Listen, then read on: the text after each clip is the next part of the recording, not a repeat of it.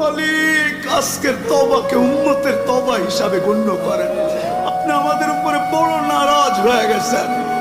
নাইলে অতীত তাকাইলে দেখি মালিক একজন হাত তুলতে দেরি, একজন চিৎকার দিতে দেরি, একজন আপনাকে অনুরোধ করতে দেরি, একজন বলতে দেরি, আকাশ থেকে সাহায্য আসতে দেরি হয় নাই, আপনার বাহিনী জাপায়া পড়তে দেরি করে নাই। আজকে তো বৎসরের পর বৎসর পার হয়ে যাইতেছে, চোখের পানি শুকায় যাইতেছে, ও মালিক কোন বিজয়ের চিহ্ন দেখি না। কত রোজাও তো ফিলিস্তিন ওয়ালাদের ইফতার হয়তো লাশ দিয়া, সেহরি হয়তো লাশ দিয়া। আল্লাহ এই রোজাও কি এরকমই হবে জানি না মালিক।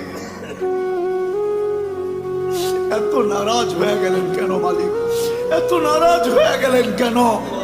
বেশক আমরা শাস্তির যোগ্য, অস্বীকার করি না, কিন্তু আপনি শাস্তি দেন না। আপনার হাবিবের